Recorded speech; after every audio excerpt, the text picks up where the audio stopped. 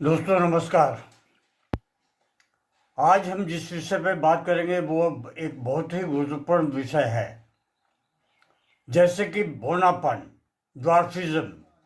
Dwarfism जो है, बौनापन एक ऐसी स्थिति है जिसमें व्यक्ति की ऊंचाई सामान्य से बहुत ही कम होती है। यह स्थिति विभिन्न कारणों से हो सकती है, जैसे कि हार्मोनल असंतुलन, जेनेटिक विकार। अगर माता पिता में से कोई भी एक बौने हैं तो बच्चा भी बौना हो सकता है। पोषण संबंधी समस्याएं या फिर चिकित्सकीय स्थितियां, जैसे कि हाइपोथायरॉयडिज्म और कुशिंग सिंड्रोम ड्वार्फिज्म का एक प्रमुख कारण होता है। विशेष रूप से ग्रोथ हार्मोन की कमी ड्वार्फिज्म का एक बहुत ही प्रमुख लक्षण है। इसके कुछ साइन और सिम्टम्स: छोटी ऊंचाई का मुख्य लक्षण छोटी ऊंचाई है। ड्वार्फिज्म का बौनेपन का मुख्य लक्षण जो है छोटी ऊंचाई है। विकास में देरी से होना, हड्डियों की समस्याएं, मांसपेशियों की समस्याएं, इसमें जो है हार्मोनल असंतुलन ये एक बहुत बड़ी कारण है। विशेष रूप से ग्रोथ हार्मोन की कमी, जिसके कारण बौनापन आ जाता है। जेनेटिक विकार, जैसे कि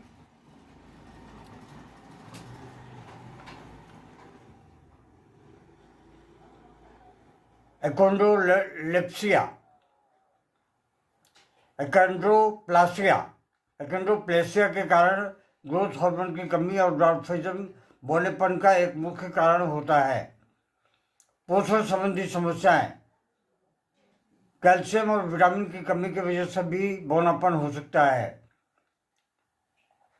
आइए हम देखते हैं कि होम्योपैथी में इसकी दवाइयाँ क्या क्या हैं। होम्योपैथी में इसकी बहुत सारी दवाइयाँ हैं, लेकिन सबसे बड़ी दवा जो है वो है मेडोरिनम। मेडोरिनम एक बहुत बड़ी दवा है। इसे उच्च पोटेंसी 200 के पोटेंसी में दिन में कम से कम 2 बार अवश्य देना चाहिए।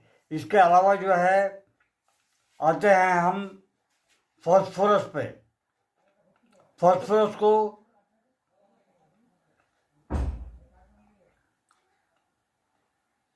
2 हफ्ते के बाद में एक बार अवश्य देते रहें, 1 mg की पोटेंसी में या फिर 200 की पोटेंसी में। कैल्शियम का भी एक विशेष दवा है जो कि बौनेपन में बहुत अच्छा कार्य करती है। बेराटा का क्या कहना।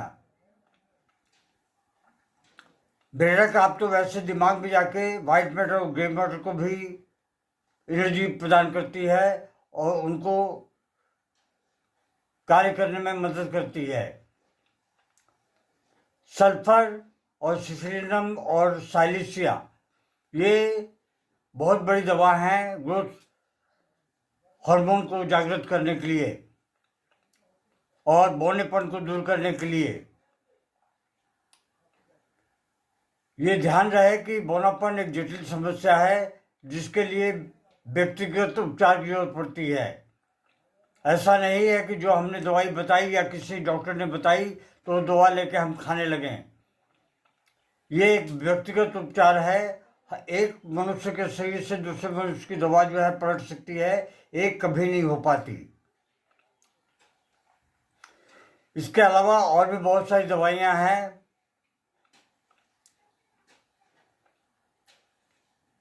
जैसे कि ट्यूबरकुलिनियम।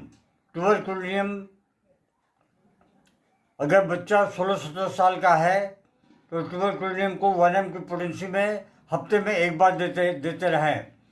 इसके अलावा अगर ये जेनेटिक है, माँ भी नाटी थी, बौनी थी, पिता भी बौने थे या दोनों में से कोई एक बौने थे जिसके कारण से बच्चा भी बौना हुआ, ऐसे अवस्था में एक्से 200 की पोटेंसी को हफ्ते में एक बार और कार्सिनोसिन 200 की पोटेंसी में हफ्ते में एक बार अवश्य देते रहें। ये दोनों दवाइयाँ जेनेटिकली बहुत अच्छा कार्य करती हैं।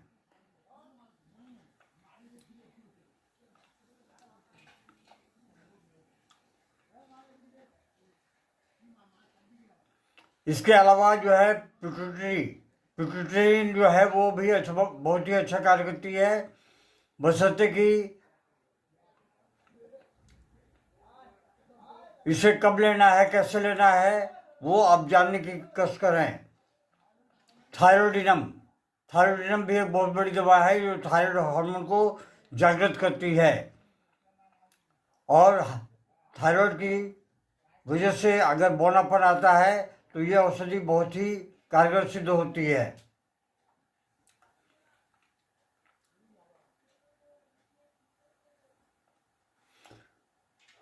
दोस्तों, आशा है कि आप लोग इसे पसंद करेंगे, और आप लोग से अनुरोध है कि अगर ऐसी कोई समस्या आप लोगों को कोई है तो आप लोग नज़दीकी होम्योपैथिक डॉक्टर से संपर्क करें, उनसे सलाह मशवरा करें, क्योंकि इसको जागृत करने के लिए, इसको दूर करने के लिए, बौनेपन को दूर करने के लिए, मिटाने के लिए और कहीं कोई दवा नहीं मिलेगी। जो भी दवा मिलेगी, हर दवा की अपनी एक साइड इफेक्ट होती है।